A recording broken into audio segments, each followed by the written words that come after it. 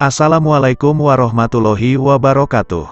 Sahabat yang dimuliakan Allah, inilah tentang pemalsuan kitab kuning yang dilakukan oleh golongan Wahabi. Kitab Tafsir Al-Jalalain, yaitu Dua Jalal, merupakan kitab tafsir yang laris diburu oleh pelajar di seluruh belahan dunia, khususnya Indonesia yang mayoritas bermazhab Syafi'i. Selain karena bahasanya simpel dan tidak bertele-tele, kitab tafsir tersebut juga hanya mencantumkan kaul yang paling sahih sehingga menjadi kajian dasar dan utama di pesantren-pesantren tradisional. Ibaratnya, tidak ada satupun pondok pesantren tradisional yang tidak mengaji tafsir tersebut. Saking ringkasnya tafsir Dua Jalal, para ulama sampai menganjurkan agar memegang dan membawa tafsir tersebut dalam keadaan berwudu. Hal itu karena jumlah penafsiran hanya lebih banyak satu huruf dari huruf-huruf Al-Quran, sehingga dikhawatirkan ada kesalahan cetak yang mengakibatkan jumlah huruf Al-Quran dan tafsirnya sama atau bahkan lebih banyak huruf Al-Qurannya. Yang mana dalam mazhab Syafi'i, telah jelas keharamannya bagi orang yang berhadats dalam memegang Al-Quran dan tafsir yang hurufnya tidak melebihi huruf Al-Quran. Kepopuleran tafsir Dua Jalal nyatanya tidak hanya di kalangan mazhab Syafi'i. Terbukti bahwa Syekh Ahmad bin Muhammad Asy-Syawi yang bermazhab Maliki turut andil dalam mengkaji dan menelaah tafsir tersebut. Buah dari telaahannya itu, Syekh Asy-Syawi menyusun hasyiah atau kitab penjelas dari tafsir Dua Jalal. Kitab tersebut dinamakan Hasyiah Asy-Syawi ala Tafsir Al-Jalalain. Syekh Asy-Syawi merupakan ulama yang bermazhab Maliki dalam fikih, dan Imam Asy'ari dalam akidah. Beliau lahir di Mesir pada tahun 1175 Hijriah atau 1761 Masehi. 60 tahun setelah kelahiran Syekh Muhammad bin Abdul Wahhab pendiri aliran Wahabi. Dan 31 tahun sebelum kematiannya. Artinya, bisa dikatakan bahwa Syekh Asy-Syawi hidup semasa dengan Syekh Ibnu Abdul Wahhab.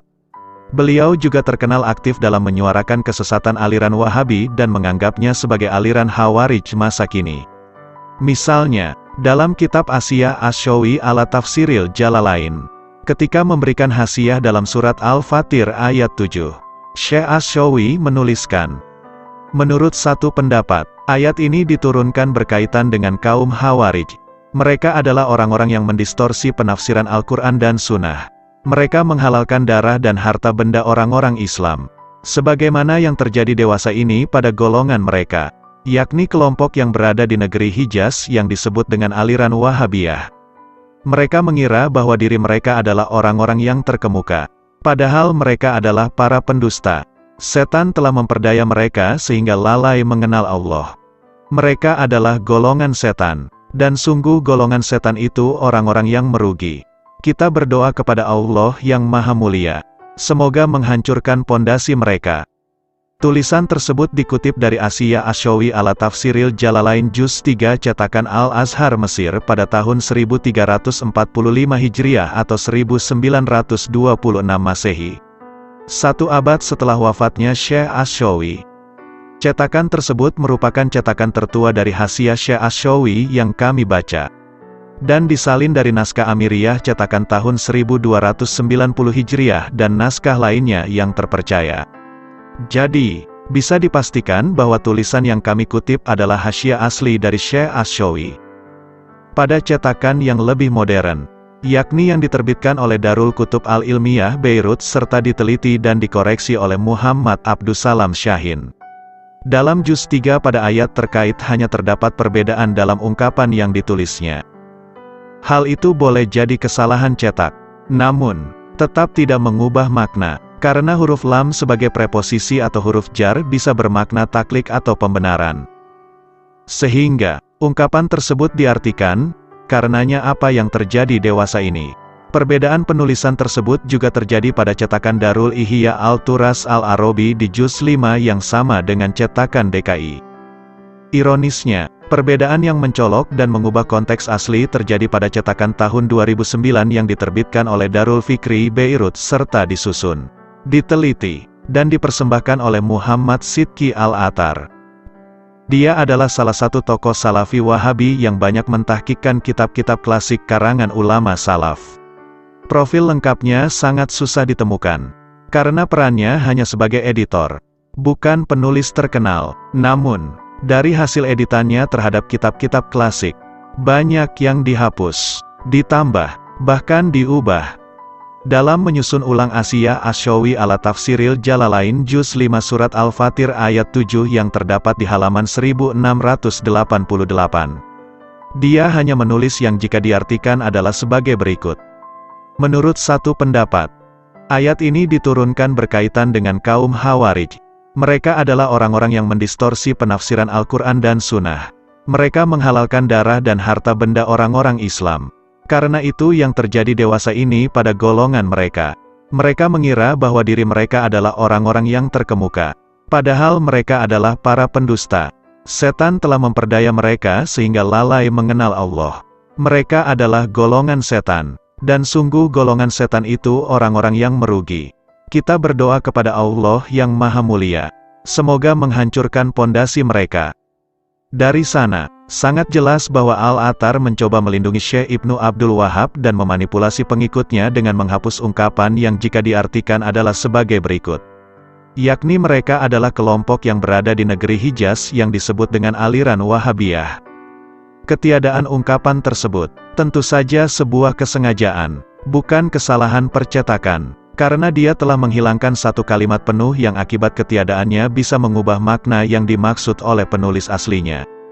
Dengan ketiadaan kalimat tersebut, orang bisa saja mengira-ngira atau bersyakwa sangka, siapa golongan mereka yang dimaksud oleh Syekh Asy-Syawi, sehingga menimbulkan prasangka buruk kepada kelompok-kelompok lain.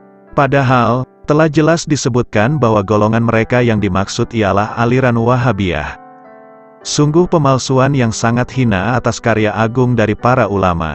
Dia membuang apa yang merugikan kelompoknya, menjaga apa yang menguntungkan, menghalangi umat dari kebenaran, dan memanipulasi umat hingga tetap berada dalam kesesatan dan kebohongan. Dari sana, tentu saja perkataan Syekh Asy-Syawi terbukti benar dan akurat. Mereka mengira bahwa diri mereka adalah orang-orang terkemuka, padahal mereka adalah para pendusta. Telak, tanpa terelak. Dari kasus tersebut, kiranya umat harus sangat berhati-hati dalam membaca dan mengoleksi buku agama. Karena kitab-kitab klasik, kitab-kitab kuning, yang lazim dikaji dan dipelajari di pesantren-pesantren tradisional mulai dimanipulasi oleh kelompok-kelompok sesat. Mereka mempelajari dan mengkaji kitab klasik, bukan untuk mengamalkannya dalam kehidupan sehari-hari, tetapi untuk mengkritik, mencela, menghina, dan mencari-cari kesalahan alim ulama. Mereka menelaah dan meneliti kitab kuning, bukan untuk dijadikan landasan beribadah, tetapi untuk menyesatkan umat dengan cara memanipulasi naskah asli dan menyebarkan kebingungan di kalangan pelajar. Untuk sekelas kitab klasik berbahasa Arab pun harus berhati-hati. Apalagi untuk buku-buku terjemahan. Banyak sekali buku terjemahan dari kitab klasik atau kitab kuning yang jauh dari maksud penulis asli. Kitab-kitab tersebut diterjemahkan oleh mereka yang tidak paham bahasa Arab, atau paham bahasa Arab tetapi tidak paham ilmu fikih, hadis, tafsir, dan sebagainya, atau paham kesemuanya, namun buta akan kaidah tiap mazhab. Oleh sebab itu, sebelum membaca, membeli, atau mengoleksi kitab klasik dan buku terjemahan, baiknya telaah dahulu penerbit, penulis, penelaah, dan penerjemahnya. Ada penerbit yang memang menerbitkan kitab-kitab yang sudah dimanipulasi. Ada pula penerbit yang bersih namun penulis, penelaah, dan penerjemahnya yang manipulatif. Semoga Allah menjaga kita dari manipulasi para pendusta. Semoga Allah memberi hidayah pada para pendusta. Itulah sekilas tentang pemalsuan kitab kuning yang dilakukan oleh golongan Wahabi. Sekian dari kami. Jika ada pertanyaan atau penjelasan yang kurang jelas, silahkan tinggalkan pesan di kolom komentar. Dan jika ada pernyataan yang kurang pas ataupun salah, semuanya adalah murni kekurangan kami. Semoga bermanfaat. Wassalamualaikum warahmatullahi wabarakatuh.